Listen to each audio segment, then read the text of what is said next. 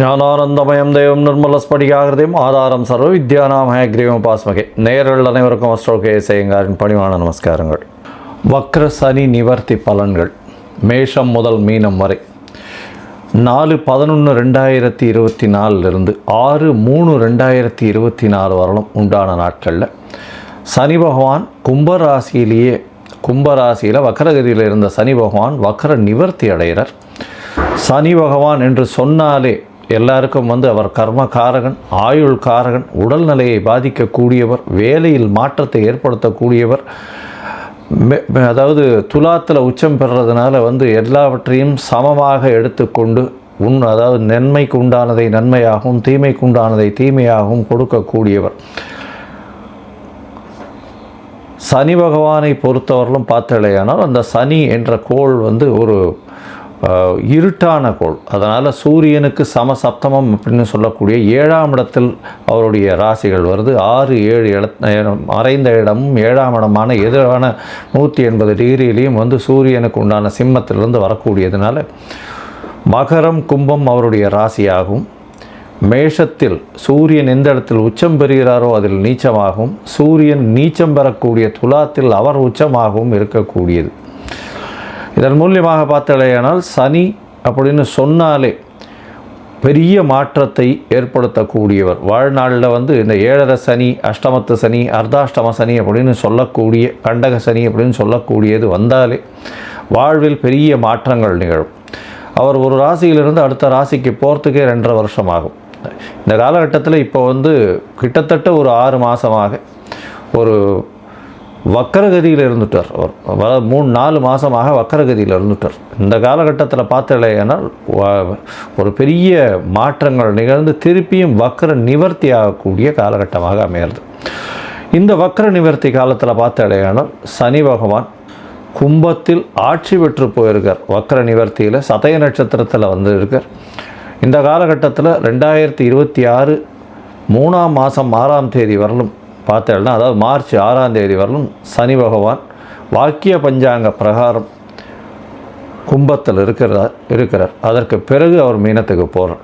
இந்த காலகட்டமான இந்த 2024 நவம்பரிலிருந்து மார்ச் 2024 வரலும் பார்த்தலையானால் சனி பகவான் மாற்றத்தில், அதாவது கும்பத்தில் இருக்கும் காலகட்டத்தில் குருவின் மாற்றங்களும் அதை தவிர ராகுவின் மாற்றமும் நடைபெறுகிறது. ராகு பகவான் மாறக்கூடிய காலகட்டம் அப்படின்னு பார்த்தோம்னா 2025 4ஆம் மாதத்தில் மாறுறார். ஏப்ரலில். மே மாதத்தில் மே 2025 குரு பகவான் மாறுறார். அதனால் இந்த 2 பெயர்ச்சிகளையும் வைத்து சனி பகவானுடைய கும்பராசியில் இருக்கக்கூடிய சனி பகவானினுடைய வக்கர நிவர்த்தி பெயர்ச்சியை வைத்து இந்த மேஷம் முதல் மீனம் வரை இருக்கக்கூடிய ராசிகளுக்கு ஒரு ராசியாக எப்படி இருக்கும்ன்றதை பார்க்கலாம். பொதுவாகவே பார்த்தலையானால் சனி பகவான் அப்படின்றவர் ஆயுள் காரகன், கர்ம காரகன் அப்படின்னு சொல்லக்கூடியவா. எதை விதைத்தாயோ அது உங்களுக்கு வந்தே தீரும், அந்த மாதிரியான விஷயம். அதாவது what you so you will ரீப், அதாவது எதை விதைத்தாயோ அது வந்தே தீரும் அப்படின்னு சொல்லுவாள். அந்த மாதிரி தவறான விஷயங்கள் விதைத்தால் அதற்குண்டான பலனும், சரியான விஷயங்களை விதைத்தால் அதற்குண்டான பலனும் உங்களுக்கு சேரும். அதே போல் உங்களுடைய கர்மஸ்தானம்னு சொல்லக்கூடிய 10ஆம் இடத்திற்கு அதிபதி, உங்களுடைய தொழில் ஜீவனம் இதெல்லாம் சொல்லக்கூடிய ஸ்தானம். இந்த ஸ்தானத்திற்கும் அதிபதி காலபுருஷ தத்துவத்தின் பார்த்தீங்கன்னா காலபுருஷ தத்துவத்துக்கு 10-11 அதிபதி அப்படின்னு சொல்லக்கூடியவர். அதாவது மகர கும்பம்னு சொல்லக்கூடியது சனியினுடைய வீடு. அதனால் உங்களுடைய தொழிலின் மூலியமாக அடையக்கூடிய லாபத்தையும் குறிக்கக்கூடியது. தொழிலில் மாற்ற ஏற்றங்கள் இறக்கங்கள் வரக்கூடியதை சொல்லக்கூடியது. பெரிய ஏற்றமோ பெரிய இறக்கமோ வரக்கூடிய காலகட்டமாகவே வரும். பொதுவாக இந்த 7.5 சனி வந்தாலே எல்லாருக்குமே ஒரு பயம் இருக்கும். 7.5 சனியாக இருந்தாலும் சரி, அஷ்டமத்து சனியாக இருந்தாலும் சரி, அர்த்தாஷ்டம சனியாக இருந்தாலும் சரி, ஒரு பெரிய பயம் இருக்கும். ஏதாவது ஒரு பெரிய மாற்றம் வந்துடுமோ அப்படின்னு. யார் ஒருவர் நேர்மையான வகையில் அவர்களுடைய வியாபாரமோ அவருடைய விஷயத்தில் இருக்கிறார்களோ அவர்களுக்கு சனி பகவான் எந்த ஒரு பிரச்சனையும் கொடுப்பதில்லை. சரி, இப்போ இந்த மாதிரி இருக்கக்கூடிய சனி பகவான் என்ன செய்வார் அப்படின்னு பார்த்தோம்னா, உடல் நலத்தில் பெரிய கேடு விளைவிப்பார். இதன் மூலியமாக உடல் நலத்தில் கேடு விளைவிக்கிறதுனால ஹாஸ்பிட்டலைசேஷன் அந்த மாதிரியான விஷயங்கள், நோய் நொடிகளில் ஆழ்த்துவார். அது தவிர வண்டி ஆக்சிடென்ட்ஸ் அந்த மாதிரியான விஷயங்கள் பண்ணுவார். அது தவிர பார்த்தாலேயானால் தேவையற்ற பதார்த்தங்கள், தேவையற்ற இந்த ஆல்கஹால் கன்சம்ஷன், அது தவிர தேவையற்ற போதைப் பொருட்களுக்கு ஆளாவது, அந்த மாதிரியான விஷயங்களை ஏற்படுத்துவார். அது தவிர மென்டல் ஸ்ட்ரெஸ் அதிகமாக கொடுப்பார், உடல் உழைப்பை அதிகமாக கொடுப்பார். அது தவிர பார்த்தாலேயானால் இந்த சனியின் வேலையின் மூலியமாக மென்டல் டிப்ரெஷன் வரும், சைக்கலாஜிக்கல் டிசார்டர்ஸ் வரும், ஒரு மனநிலை சரியாக இருக்கக்கூடியதாக இருக்காது. ஏன்னா தோல்விகளை எதிர்கொள்ள வேண்டி இருக்கும். அதனால் ரொம்ப பொறுமையாகவும் காமாகவும் இருக்க வேண்டிய கட்டாயத்தில் இருப்பீங்க. எல்லார் முன்னாடியும் அசிங்கப்படுவீங்க, அவமானப்படுவீங்க. இந்த மாதிரி விஷயத்தெல்லாம் இந்த சனி பகவான் ஏற்படுத்துவார். சரி, இந்த சனி பகவான் யார் யாருக்கு இந்த மாதிரியான விஷயங்களை ஏற்படுத்தக்கூடும் அப்படின்னு பார்த்தோம்னா, 7.5 சனி நடக்கிறவா, அதாவது உங்களுடைய ராசிக்கு 12ஆம் இடத்துல சனி பகவான் இருக்கும் பொழுதும், அதாவது மீன ராசிக்காரர்களுக்கு இப்போ 7.5 சனி ஆரம்பம். அது தவிர பார்த்தோம்னா உங்களுடைய ராசியிலேயே சனி பகவான் இருக்கும்போதும் அது ஜென்ம சனின்னு சொல்லக்கூடியது. அந்த ஜென்ம சனின்றது கும்பராசிக்காரர்களுக்கு. அது தவிர உங்களுடைய ராசிக்கு பாத சனி, அதாவது ராசிக்கு 2ஆம் இடத்தில் இருக்கும் பொழுதும் இந்த மாதிரியான ஒரு பெரிய பிரச்சனையை ஏற்படுத்துவார். அதாவது தேவையற்ற செலவுகள், உடல் நலத்தில் பின்னடைவு, அது தவிர உங்களுடைய பேச்சில் பிரச்சனைகள், இது குடும்பத்தில் பிரச்சனைகள், இது எல்லாத்தையும் சனி பகவான் ஏற்படுத்துவார். சரி, சனி இருக்கிறதுனால ஒரு நல்ல விஷயமும் நடக்காதா அப்படின்னு கேட்டோம்னா, சனி இருப்பதனால் நல்ல விஷயங்கள் நடக்கும். எந்த ஒருத்தரும் நேர்மையாகவும் தர்மத்திற்கும் நியாயத்திற்கும் கட்டுப்பட்டு நடக்கிறார்களோ அவர்களுக்கு சனி பகவான் எந்த ஒரு பிரச்சனையும் கொடுக்காமல் அவர்களுக்கு நல்ல ஒரு ஏற்றத்தை கொடுப்பார். பொது காரியங்களில் ஈடுபட்டு அதன் மூலியமாக தனக்கென்று லாபத்தை எதிர்பார்க்காதவர்களுக்கு பெரிய ஏற்றத்தை கொடுப்பார். அப்படி பார்க்கும்பொழுது பார்த்தாலேயானால் சனி பகவான் எப்பொழுதுமே சனி உச்சம் பெற்றோ ஆட்சி பெற்றோ இருப்பவர்கள் தான் ஒரு ரெவல்யூஷனரி லீடராக வர முடியும். அந்த மாதிரியான ஒரு பொசிஷனில் பார்க்கும்பொழுது சனி ஆட்சியோ உச்சமோ இருந்து அப்படி இருக்கக்கூடிய காலகட்டத்தில் சூரியனுடைய சிம்மமும் சூரியனும் நல்ல சுபத்தோடு இருந்தாரேயானால் ஆட்சியில் இருக்கக்கூடிய கட்டாயமோ மாற்றங்களோ வரும். சனி பகவானின் திசையில் தான் பொதுவாகவே எல்லாருமே ஆட்சி பீடத்தில் அமரக்கூடிய வாய்ப்புகள் நிச்சயமாக வரும். சனி பகவானோ அல்லது ராகு பகவானோ இருக்கும் பொழுது தான். அதனால் சனி எல்லாருக்கும் கொடுக்கணும்னு நினச்சாருன்னா யாருக்காக இருந்தாலும் அவரை கொடுக்கும் பொழுது யாராலையும் தடுக்க முடியாது, எந்த கிரகங்களாலும் தடுக்கவும் முடியாது. அவ்வளவு பெரிய மிகப்பெரிய உன்னதமான எல்லாவற்றையும் எடுத்து கொடுக்கக்கூடியவர் சனி பகவான். ஆனால் நேர்மையும் நியாயமும் தர்மமும் இது எல்லாத்தையும் கடைபிடிக்கக்கூடியவர்களுக்கு அது தானாகவே கொடுக்கக்கூடிய அளவுக்கு வரும்.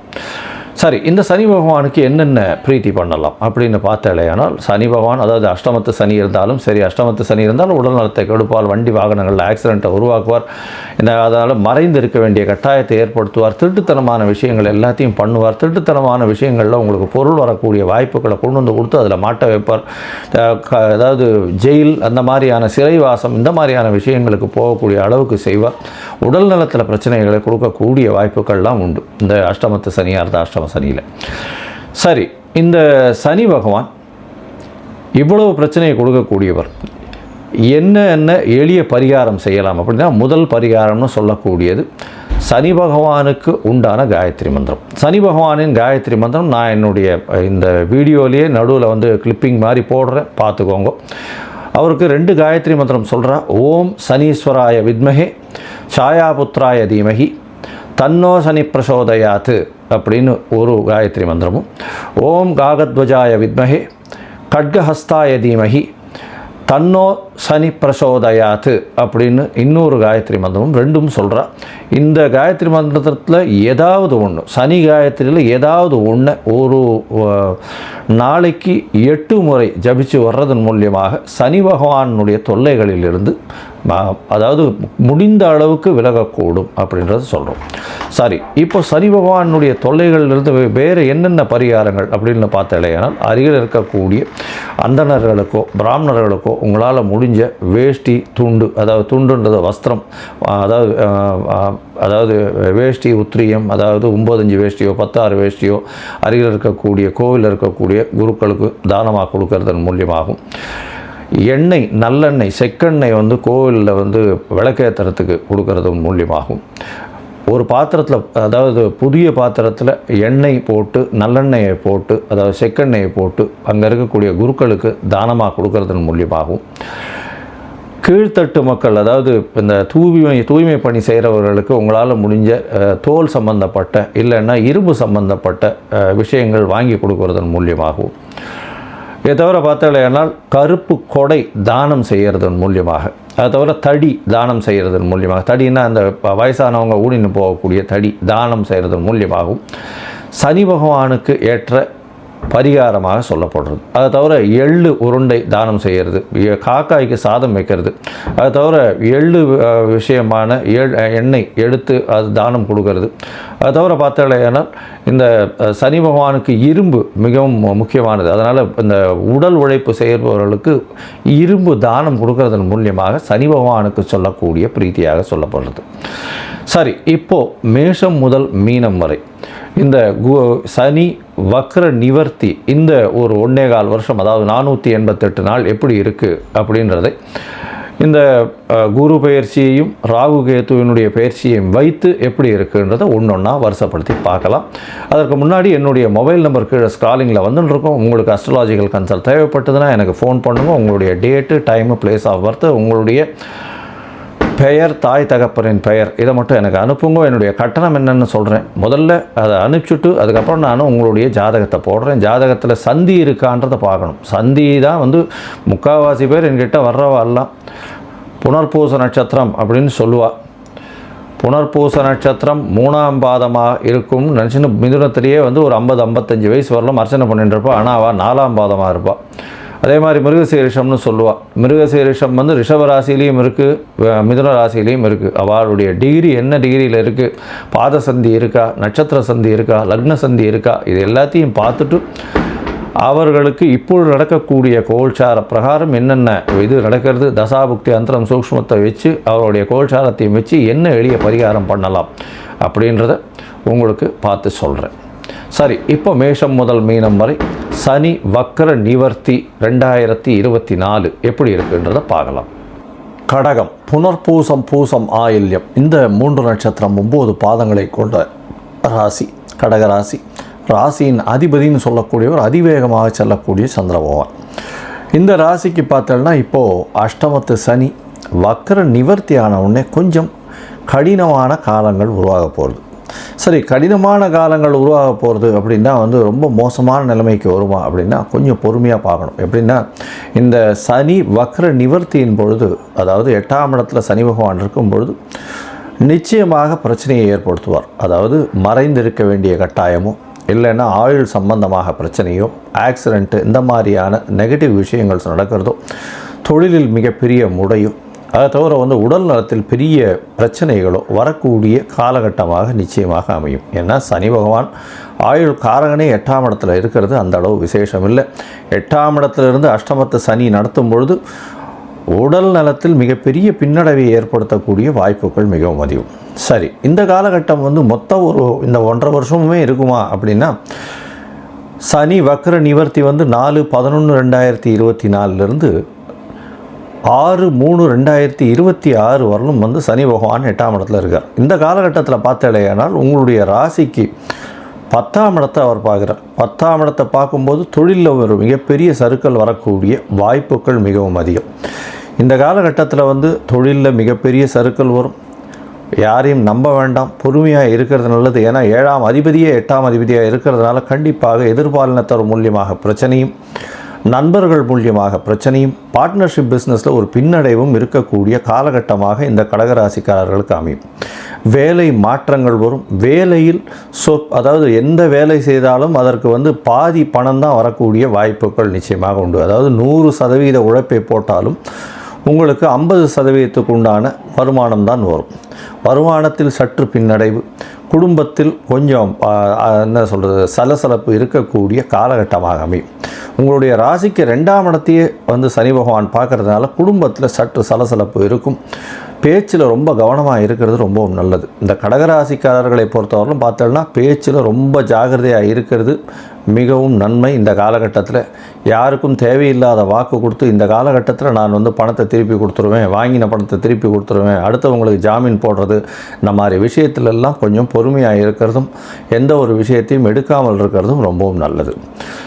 இந்த 1.5 வருஷத்தில் பார்த்தேனால் சனி பகவான் உங்களுடைய ராசிக்கு 5ஆம் இடத்தையும் பார்க்குறார். 5ஆம் இடத்தை பார்க்கக்கூடிய காலகட்டத்தில் குழந்தைகள் மூலியமாக பிரச்சனைகள் வரும்.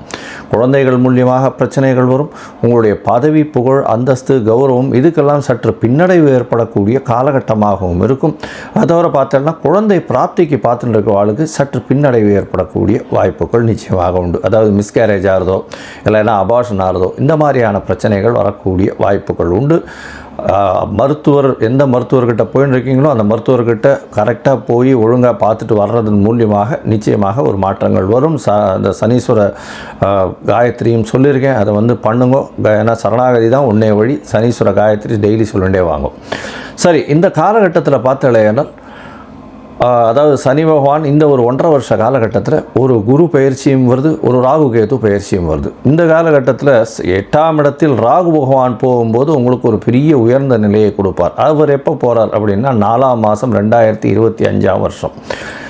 அது தவிர குரு பகவானும் வந்து பார்த்தோம்னா உங்களுடைய ராசிக்கு 12ஆம் இடத்துல போயிருக்கார். 12ஆம் இடத்துல வந்து பயிற்சி ஏறார். 12ஆம் இடத்துல போகும்பொழுது என்ன ஆக போகிறது அப்படின்னா 5ஆம் மாதம் 2025ஆம் வருஷத்தில் பார்த்தோம்னா உங்களுடைய ராசிக்கு 12ல் மறைந்த குருவாக இருக்கக்கூடிய காலகட்டம். இந்த காலகட்டத்தில் பார்த்தேனால் அவர் சனியும் பார்க்குறார். அதனால் ரொம்பவும் மோசமான கஷ்டமான பிரச்சனைகள் இருக்கக்கூடிய பீரியட் அப்படின்னு சொல்ல போனால் இந்த நவம்பர் மாதத்திலிருந்து அடுத்த அதாவது மே மாதம் வரலும் சொல்லலாம். ஏன்னா அதற்கு பிறகு குருவின் பார்வை சனி பகவானுக்கு படுறதுனாலையும் அந்த அளவுக்கு ஒரு பெரிய பிரச்சனைகளை கொடுக்க மாட்டார். நாட்டை விட்டு வெளியவோ, வீட்டை விட்டு வெளியவோ, ஊரை விட்டு வெளியவோ இருந்து உங்களுடைய தொழில் ஏற்றத்தை கொடுக்கக்கூடிய வாய்ப்புகள் உண்டு. தனித்து இருக்க வேண்டிய கட்டாயத்தை கொடுப்பார். உடல் நலத்தில் சற்று பின்னடைவு இருந்தாலும் ரொம்ப பெரிய பிரச்சனையை கொடுக்கக்கூடிய காலகட்டமாக இருக்காது. ஏன்னா ஹாஸ்பிட்டலைசேஷன் வரலும் போயிட்டு திருப்பி வரக்கூடிய வாய்ப்புகள் நிச்சயமாக உண்டு. ஏன்னா 12ஆம் இடத்துல 6ஆம் அதிபதியும் போய் உட்கார்றதுனால உடல் நலத்தில் சற்று பின்னடைவு, தேவையற்ற கடன்களும் செலவுகளாக போகக்கூடிய கடன்களாக இருக்கக்கூடிய காலகட்டமாக இருக்கும். இப்போ பார்த்தோம்னா இந்த நவம்பர்லேருந்து பார்த்தோம்னா பிப்ரவரி வரலும் வக்கரகதியில் இருக்கக்கூடிய குரு பகவான் வேறு. அதனால் வந்து இந்த காலகட்டத்தில் குரு பகவானும் சரியில்லை, உங்களுக்கு கொஞ்சம் ஜாகிரதையாக இருக்கிறது ரொம்ப நல்லது. நிச்சயமாக எதிர்பாலினத்தவர் மூலியமாக பிரச்சனைகள் வரக்கூடிய காலகட்டமாக இருக்கும். மொத்தமாக பார்த்தலையானால் இந்த கடகராசிக்காரர்களுக்கு இந்த அஷ்டமத்து சனி சற்று பின்னடைவை கொடுத்தாலும் ஒரு 6 மாதம், அதாவது அடுத்த மே மாதத்துக்கு மேலே பார்த்தோம்னா சிறு சிறு ஏற்றங்கள் கிடைக்கக்கூடிய வாய்ப்புகள் நிச்சயமாக இருக்கும். அதாவது ரொம்ப பிரச்சனைகள் வந்து இந்த நவம்பர் 2024 மே 2024 வரலும் இருக்கக்கூடிய காலகட்டத்தில் இந்த கடகராசிக்காரர்களுக்கு இருக்கக்கூடிய வாய்ப்புகள் மிகவும் அதிகம். சரி, இந்த கடகராசிக்காரர்கள் எந்த கோவிலுக்கு போகலாம் அப்படின்னு பார்த்தோம்னா ஏற்கனவே நாங்கள் எளிய பரிகாரம்ன்றதை நான் ஏற்கனவே சொல்லியிருக்கேன். அதை தவிர நீங்கள் வந்து முடிஞ்சதேயானால் அருகில் இருக்கக்கூடிய விழுப்புரம் மாவட்டத்தில் இருக்கக்கூடிய அதாவது வானூர் வட்டத்தில் அங்கே ஒரு சனீஸ்வரன் 27 அடியில் இருக்கார். அவரை போய் சேவிச்சுட்டு வாங்க. உங்களுக்கு வந்து வந்த பிரச்சனையும் வரக்கூடிய பிரச்சனையும் எல்லா பிரச்சனைகளிலும் நிச்சயமாக விடுதலை கிடைக்கும்.